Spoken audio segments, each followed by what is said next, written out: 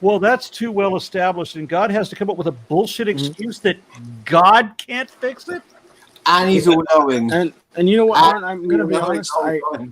It's really, I think it's a great challenge that the atheist brings to the theist. Like, there had to have been something that was either not immoral necessarily about slavery, keeping it going for a period of time in God's eyes. But that's one of those things I'm going to say that I don't know fully why God just didn't fix everything at once. It shouldn't be an argument brought by an atheist. It should be an argument that everyone has with themselves. So here's the thing, Lucas. I don't believe that slavery is moral, and I don't condone slavery. And we've already addressed that particular part. But when it comes to believing that a God exists, I'm at the point where I know a God exists. Okay. And I've narrowed that down to the God of the Bible. James. No, you don't. And so, James, if you took the God out of that argument, yeah, what Aron Ra just said. I gotta address this other point. No, you don't know that a God exists.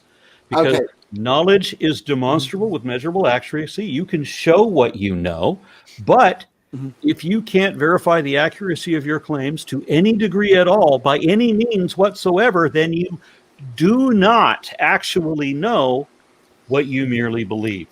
So here's an example we kind of ran through earlier. Wait. No, I want to go back with Aaron's analogy for a second.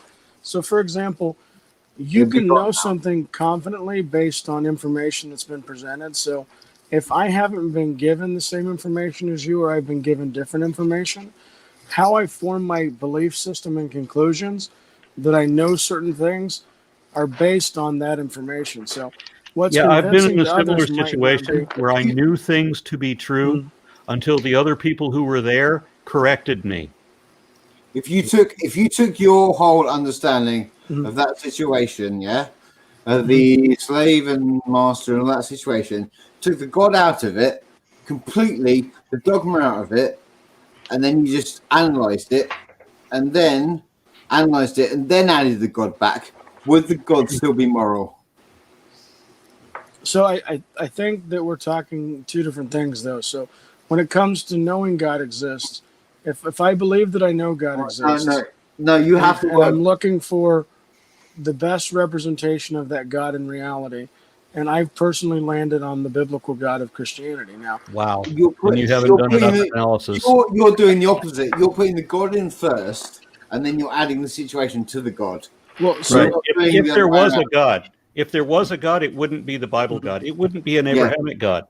It wouldn't be a Hindu God. It would be a God that was be better than all of these human conceptions. But it absolutely would not be the Christian God or the Jewish God, and definitely not the Muslim God either. It wouldn't be any version of the Abrahamic God. That there would not be a God that condemned people for not believing absolute horseshit for no good reason. That God is only a lie created by people who are trying to sell their theology in exchange for your tithe and for manipulation of your labor and for political power.